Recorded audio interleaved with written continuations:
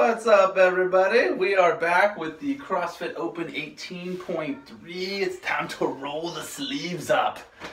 This one is pretty spicy. So there's a couple different things we can talk about here regarding as far as the overall pacing, depending on kind of where you're at. There's a lot of movement stuff going on. So what I really want to kind of break it out for, I think what I'm going to do first is let's talk about the different levels of athlete, the different levels that people are going to be at. I kind of see the vast majority of people kind of being in four different categories. The first one is you got to do 100 double unders for time. So, you know, one of the things I talk about here is scaled, and ultimately the scaled thing is if you do one double under, you actually beat all the people who scaled, right? Even if they do the scaled and they do 2 rounds for time and they finish all the pull-ups.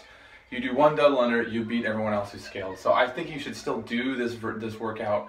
If you can do double unders, if you can do one double under, you should do the RX version. And if you want to get a good workout in, finish it with the scaled version, but when you log it as one double under or however many you get, right? So, but for most people, it's going to be 100 double unders for time. So just remember that the tiebreaker is after every 100 double unders, and that's going to play kind of a theme here throughout everything as we talk. So that's the first category. A is people who are just doing 100 double unders for time. So even if you do 100 double unders for time and then you finish the overhead squats, as long as you got them done before the 14 minutes is up, it goes back to the tiebreaker, right? So there's gonna be a lot of people who end up with that 120 reps. And that's it, right? And then it just goes back to your 100 double unders for time. So if you're one of those people, I do recommend you guys practice your double unders, maybe do multiple attempts so you have no mess ups if you can.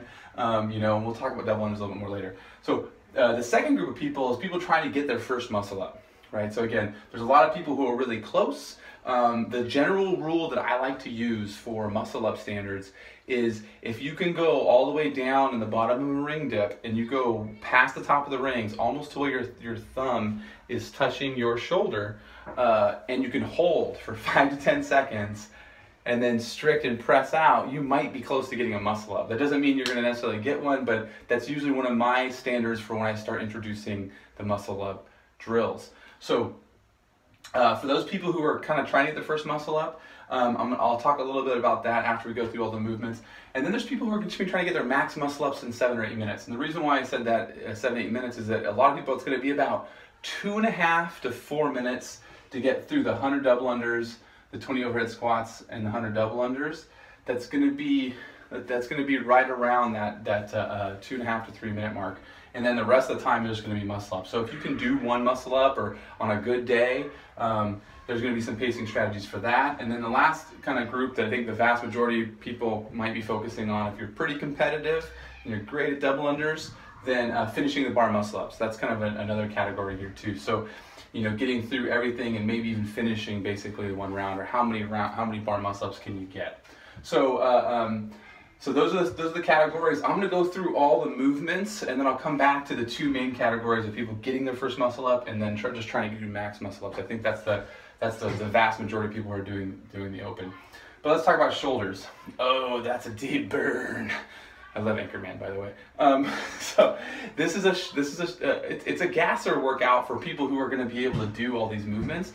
But for most people, it's just going to be a shoulder fatigue workout because they're not very efficient at the movements. And so anything that we do to help save the shoulders is going to really help with this workout. So we do want to push the intensity and push the pace, but at the same time, we want to make sure that we're doing things to mitigate shoulder fatigue.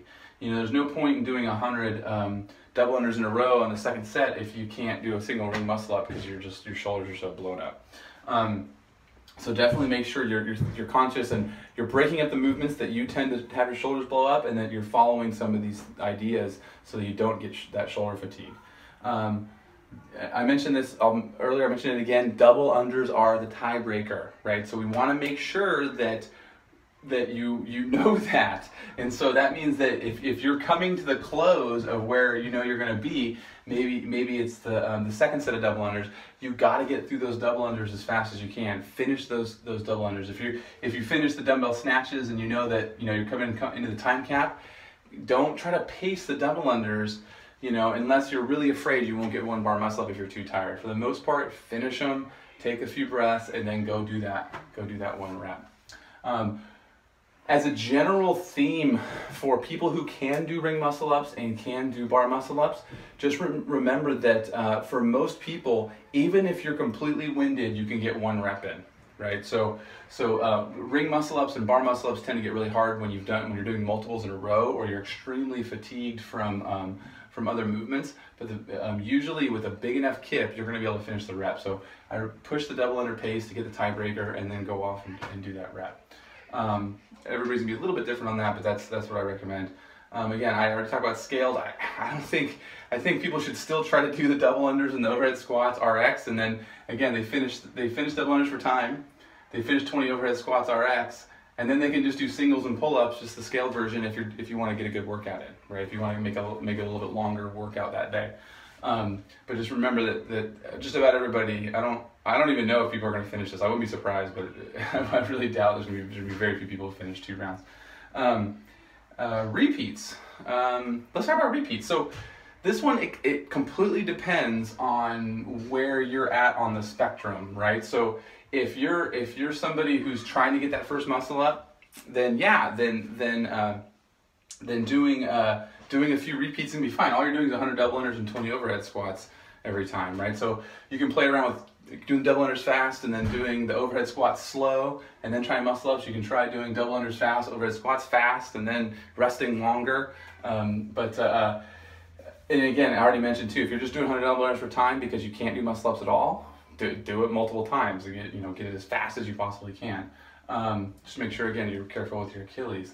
Now, for people who are going to be finishing, multiple sets of 100 double unders, you could still try to do this one maybe twice, but I think ultimately, if you can just crush this one the first time and really go deep with it, then you're probably not going to see a terrible increase unless you completely botch it. So try to really pin it. Don't have the mindset. Read my article I wrote about not using that as your main strategy. Try to really have a good strategy, have all the stars in alignment the first time, and then if something the wheels totally fall off, you can repeat, but don't make it your core strategy.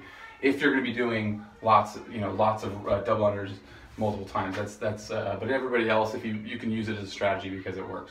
All right, let's talk about movements. So the double unders.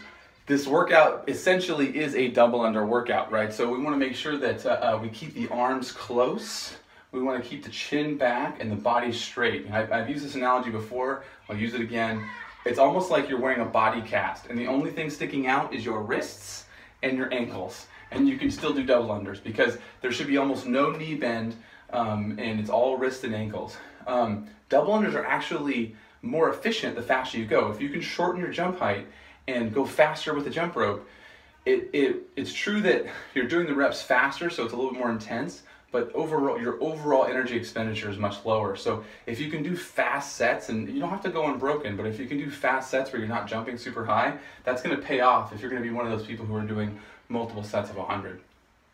So again, straight body, arms close. The wider your arms get, the more tired your shoulders are going to be, right? So you start to see the arm flap.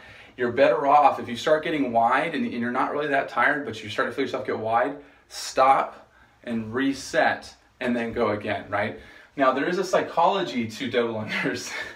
Some of you may be aware, but when people start to mess up double unders, they start to overcorrect. They start trying too hard, and then they're doing something weird, and then the arms are, then the hands are in front, and they're not back here, and they start kicking their feet, and you start trying to make too many corrections. If you're doing a double under, a set of double unders, and you just trip up, take a breath, reset, do it again, right? Go again. If you continue to mess up, again, shake it out, and then maybe take a few breaths, and then start your next set. Now, if you start to get so tired or your shoulders get so burned out, and you could keep going, but you're just fighting for that, you're better off having a planned rest, and then just taking a catch your breath rest, and then finish that set, because again, it's the tiebreaker. Breathing.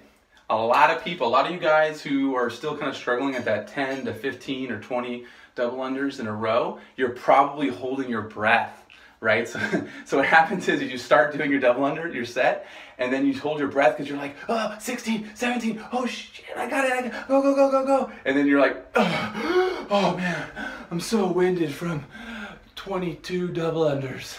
It's like, no, you're not. You were holding your breath. Most people would be winded from 22 double unders holding your breath. So make sure you're breathing as you go. So try to have a rhythm to your breathing where you're taking deep, full lung breaths as you go, just like if you were running. So you'll find yourself into this rhythm where you'll take a breath in on like 3 or 4 reps, and then exhale on 3 or 4 reps, and then breathe in 3 or 4 reps, and then exhale on 3 or 4 reps.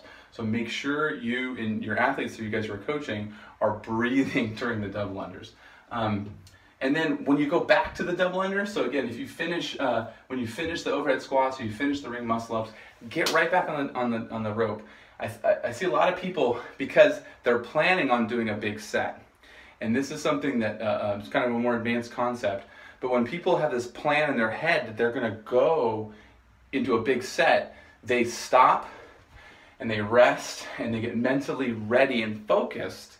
The problem is that they could just get a set done, get a set of 10 double unders, get a set of 20 double unders, then compose yourself, right? So really try to get back on that jump rope and just get that set going, and you may surprise yourself. You may do 20 or 30 or 40 reps and you weren't planning on it. You may trip up 3 or 4 times, right? That's fine, but at least you pick the rope up. I think a lot of people, they tend to get there. I mean, it's okay to like, take a quick breath and then go, but don't sit there and like, I see people taking way too much time. Get the set done, because if you can do, let's say if you get 20 done, then rest, and then you do 80 unbroken, that's gonna be a much better strategy.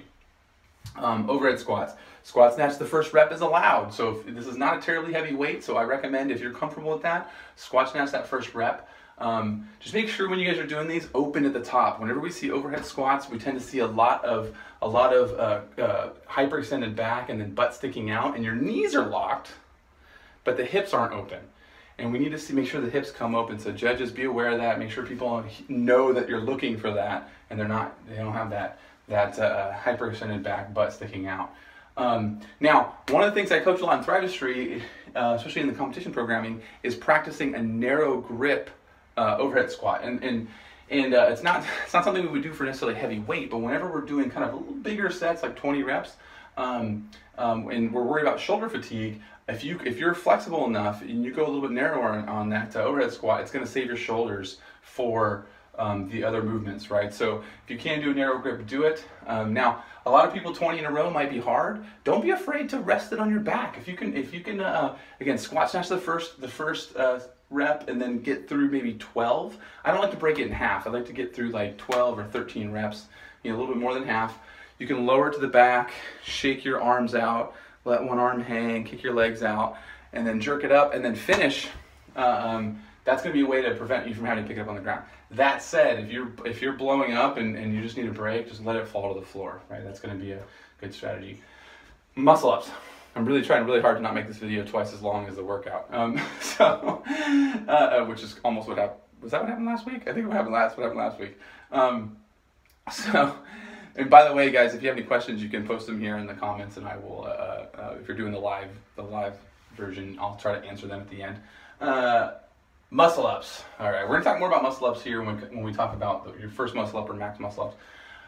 Avoid the dip. This is true for both muscle ups. I think a lot of people, what they end up doing is, they've been doing them to where they really try to catch low in the dip, and then they end up pressing out, which is a lot more shoulder centric. If you can do the a big, almost glide kip style where you catch really high, even if it's just for the first couple reps, that's going to save your shoulders for later reps and later rounds or other movements. So make sure you're catching really high. You kip, you get your hips really close to the rings, really close to the bar, and there's a transition, and you keep the arms straight so that there's just this little dip at the top. Now, on the bar muscle ups, for those people who are doing bar muscle ups, the standard is your feet can go so high, but your heels can't go above the bar, right? So your toes can actually go above. If this is where the pull-up bar was and this is the line, your toes can actually go, and then you can bring your feet down and your hips up and get over. And that's kind of what I was drawing here. So the way you do that is you want to have your knees come up, but then they're bent. So you're bent at the knee and you're driving the hip up to the bar. And this is true for the rings too. your hips come up and your knees are just slightly bent. So this is a modified glide kip. So glide kips are not allowed. Glide kips are where your feet go way above the pull-up bar of the rings and then you transition over. This is a very efficient muscle up for higher volume. So make sure you're comfortable with that and practice that. If you haven't been doing it, might be good to spend some time practicing it before the workout. All right, dumbbell snatches. Just make sure you switch hands below the top of the head. Don't switch at the top. Bring it down and then switch, or you can bring it down and drop it and catch it. I think that's a little bit advanced, but I think for most people, you're going to want to bring it from straight overhead to the shoulder, grab with the hand, and then touch and go. 20 reps is not a lot, but that touch and go is going to help because you're preloading the muscles in the hamstring, so you're going to be able to get that stretch reflex. So I would definitely get the stretch reflex with that before each rep. So do switch it somewhere in here, but after you go here, bring it to the shoulder, then switch, versus trying to switch at the bottom, right? 20 reps, 10 per arm. And then make sure both heads of the dumbbell touch the floor, right? So what we're seeing is sometimes people are not touching both heads. Just make sure both heads touch so you don't get no rep. All right, I gotta take my jacket off. I'm kind of hot. So let's hone in a little bit on first muscle up people and max muscle up people. So the first muscle up people is, again, you need to pin the double unders for the tiebreaker. So that means you're going to do your double unders, your first set of double unders, you should be able to just go fast. It's not enough to really slow you down. You're going to catch your breath a little bit on the overhead squats. So make sure you're breathing on the overhead squats. Don't put that belt on too tight where you can't breathe. Then get through your second set of double unders as fast as you can. That's your time, right? That's really your tiebreaker, because we're going to see literally tens of thousands of people who post that score and then they don't post a single ring muscle up. And now the other thing too is if you do get one muscle up, it's your first muscle up, that score still matters. Whoever finished the double unders first and got one muscle up, it goes to the tiebreaker. So you want to make sure you pin the double unders on these two sets. Get there as fast as you can. Again, it should be for a lot of people, even people who can't do muscle ups. We're going to see a lot of people in that like 3-minute range, just getting through those in 3 minutes, and then they have the rest of the time to try to get that muscle up. And that's what I was talking about earlier with repeats, right? So you could repeat that multiple times in the next 5 days or so. Now, take time on the overhead squat. This is an optional strategy. If you know that you're really close to a muscle up and you're worried, you could take time on the overhead. You could take some time, but again, it's really more about finishing that for time to give you to get the tiebreaker, and then you just rest before the ring muscle. You might rest 3, 4, 5 minutes.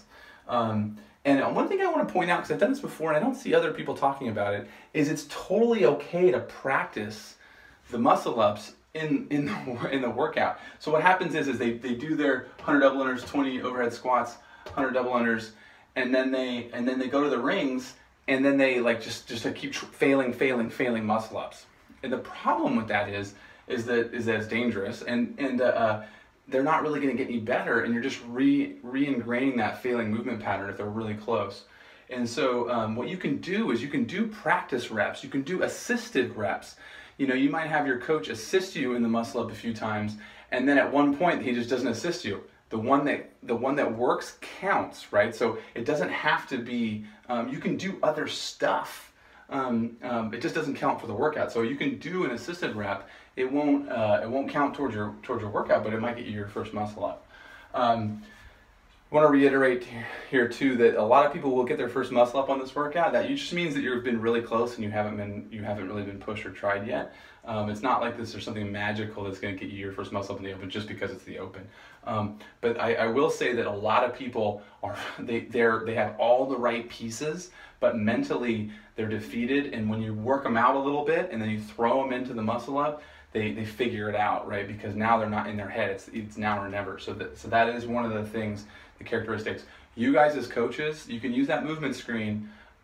People should not be doing muscle ups unless they can go down to the bottom of a very strict ring dip body weight and hold for 5 to 10 seconds and then grind out that rep. It's just sketchy if they can't, right? So if they can do that, you can talk to them about it, but you also might want to preface it. This could be dangerous, right? So we want to make sure that people know what they're getting into before they go. Now, when it comes to getting your first muscle up, there's a ton of videos out there. I've posted videos about it. There's contraptions and all these things you can do to try to learn it. But if you haven't been doing your work up till now, if you've been doing Thrivestry, guess what? You guys have been doing a lot of it, right? We've been doing a ton of strict ring dips and a lot of muscle up practice drills since December, right? In anticipation for the Open. So I know a lot of you guys were complaining about it. Hopefully I've seen some first muscle ups in the last couple of months. It's really great when you guys tag me on that stuff, because I love seeing, first muscle up on a day that I posted, muscle up practice or whatever. And so now we get to do it in the Open, right? So you guys are going to be a lot closer than other people who haven't been doing their homework. For those people who can do muscle ups, what we're going to see is a lot of people are going to be at this max muscle ups in 7 to 8 minutes. And what that means is that you're going to finish the double unders, and you're going to start repping out muscle ups. And so you still want to do the double unders and everything fast, again, for your tiebreaker, and then you're going to want to rest a good amount, right? So if you're not super comfortable in the muscle ups, don't run over and try and fail that first rep and get it in your head. Make sure that you take a moment before doing it. And then you want to do small sets. So a lot of people, I think they discredit the singles strategy. Do some singles, crank it out after you've recovered cardiovascularly from the double unders and stuff. If that really taxed you, you might be able to do more muscle ups. So start with some small sets. If you feel good, do more than one. And if you mess one up and you have to grind it out, don't stick to a pacing strategy. If you're like, all right, I'm gonna do 1 rep a minute, but then your last rep you really had to fight for it because maybe you messed up or you were just too tired, give yourself more time. Watch the clock and give yourself more time so that you can hit that next rep. Now the one I did right here is the kind of the deep group, which is finish the bar muscle ups. So there's gonna be a lot of people, again, they can do 3 or 4 muscle ups at a time in this context. They might do this workout, they might break these muscle ups in ring muscle ups in two or 3 sets, maybe 4 sets. Those people should be able to finish the bar muscle ups and get back, right? So then it just becomes, then it's the engine workout, right? Then it becomes more about the double unders, and then it also becomes, do I want to do this one again, right? Finishing this one time is 400 double unders. I don't post workouts with 400 double unders ever, right? So let alone them in 14 minutes, let alone multiple times in a few days. So just be aware that if you're going to do it, make sure that you crush it so that you don't have to do it a second time, unless it was an emergency. But I think that's it, guys. Check out the article that I'm going to write. I'll post a link below, and I'll see you guys in the next video.